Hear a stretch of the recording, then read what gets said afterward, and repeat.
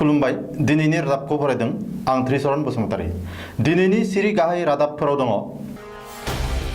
BTR गोरोबथाखौ थाबैनो मावफुंनो सागानगिरिफोरा सोरखारखौ नारसिनदों।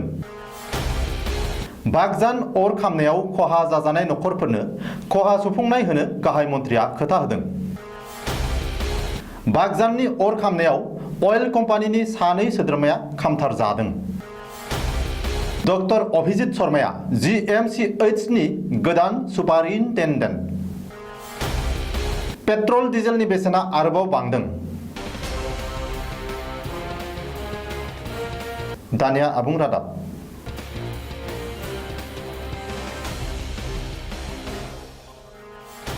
थांनाय 27 जानुवारि खालि जानानै थांनाय थामथि बर' गोरोबथा एबा बिटिआर गोरोबथानि दफाफोरखौ थाबैनो मावफुंनो थाखाय गोरोबथानि सागान होगिरिफोरा गिबि मन्त्रि सर्बानन्द सन'वालखौ नारसिन हैदों। बिटिआर गोरोबथानि सागान होगिरि प्रमद बर', गबिन्द बसुमतारी, लरेन्स इस्लारि, बिआर फेरेंगा आरो एबसुनि आफादगिरि दिपेन बर' मोननि मोनसे थान्दै हान्जाया मंगलबार खालि बेलासियाव गिबि मन्त्रि सर्बानन्द सन'वालखौ लोगो हमहैयो आरो बिटिआर गोरोबथानि दफाफोरखौ थाबैनो मावफुंनो थाखाय नारसिन होयो। प्रमद बर'नि दैदेननायाव थांनाय थान्दै हान्जाया गिबि मन्त्रिनो मोनथाम दाबिनि गांसे गोसोखांलाइबो गथायो। बे दाबिफोरा जादों बिटिआर गोरोबथानि क्लज 9.212 नि बादियै NDFB नि केडारफोरनो सुंथानाय होनाय, क्लज 9.24 नि बादियै NDFB नि केडारफोरखौ सोरखारि साख्रियाव थिसननाय आरो क्लज 9.4 बादियै गासैबो गोजाम केसफोरखौ बोखांनानै लानाय। बबेखानि बिटिआर गोरोबथानि सागानगिरिफोर आरो गिबि मन्त्रिनि गेजेराव जथुमनाय गाहामैनो जालांदों आरो गोजोनथाव होननानैबो थान्दै हान्जाया सुलुङाव बुंदों।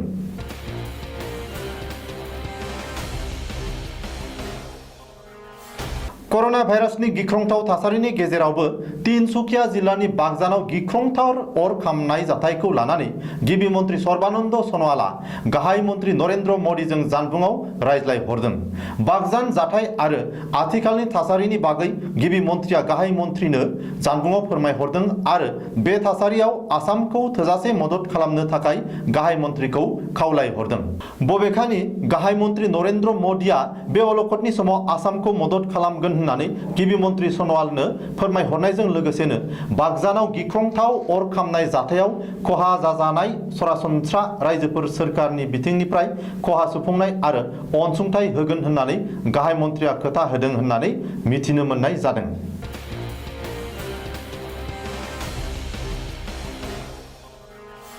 मंगलबार खालि तिनसुकिया जिल्लानि बागजानाव गिख्रंथाव अर नांनाय जाथायनि उनावनो अइल कम्पानिनि सानै मावफारिफोरा खामथार जाबाय। NDRF बिफाना दिनै बिसोर सानैनि सहखौ साखाथिनि खरसे हाखरनिफ्राय बोखांनो हादों होननानै सुलुं मोनदों।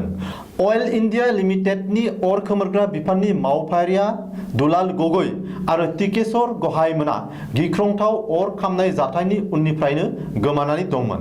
रिपर्टनि बादिब्ला दुलाल गगৈ आरो टिकेश्वर गहायमोना थाव बेफ्रुनाय जाथायसालियावनो खामानि मावगासिनो दंमोन।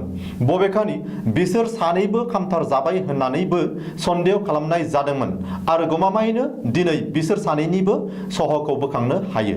मख'नो गोनांदि थांनाय सप्तानैनि सिगाङावनो बागजानाव गेस बेफ्रुनाय जाथाय थिलियाव मंगलबार खालि हरखाब अर नांनाय जाथायाव ओनसोलनि माखासे रायजोफोरनि न' बां आरो धोन सम्पति आरो जिब जुनारफोराबो खामनानै सेवहांगार जालांबाय। नाथाय बे गिख्रंथाव अर खामनायखौ दासिमबो खोमोरनो हानायनि राहा जायाखै। बे समाव बागजानाव अर खामनाय जाथायखौ एबा अर सालाय आरो उखुन्दैखौ जाथायसालिनिफ्राय 80 किल'मिटार गोजाननिफ्रायनो नुनो मोनसै होननानैबो मिथिनो मोननाय जादों। मख'नो गोनांदि गिबि मन्त्रि सर्बानन्द सन'वालआ बे जाथायनि सायाव गोख्रों राहा लानो थाखाय मिरुनि पेट्रलियाम मन्त्रि धर्मेन्द्र प्रधानखौ खावलायहरदों। लोगोसेनो भारतारि अख्रां रौनियाखौ अर खोमोरनायाव बाहायनो थाखाय रैखाथि मन्त्रि राजनाथ सिंहखौबो खावलायहरदों होननानै मिथिनाय जादों।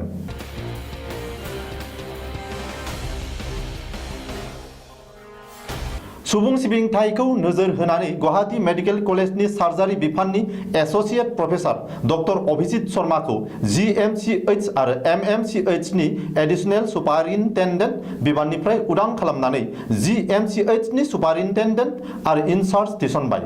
रिपर्टनि बादिब्ला GMCH नि सुपारिनटेन्डेन्ट डक्टर रमेन तालुकदारखौ ट्रेन्सफार खालामबाय आरो बियो लखिमपुर मेडिकेल कलेजाव रेडिअ' डायग्नोस्टिक बिफाननि प्रफेसर बिबानखौ रुजुनगासिनो। बबेखानि GMCH नि ऑब्स्टेट्रिक्स एंड गायनोकोलॉजी बिफाननि प्रफेसर डक्टर रत्नाकान्त तालुकदारखौबो ट्रेन्सफार खालामबाय आरो GMCH नि प्रिन्सिपाल कम चीफ सुपारिनटेन्डेन्ट मासिखौ डक्टर आयुष कुमार बैसोनो होबाय।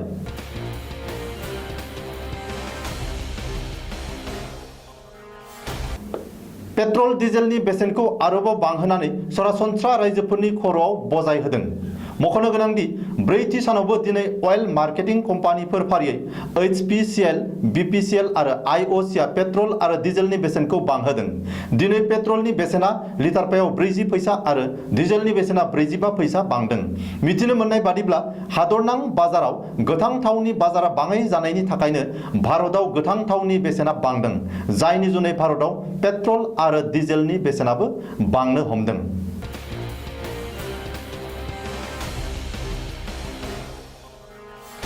दिनैनि रादाबा एसेनोसै, गोजोन्थों।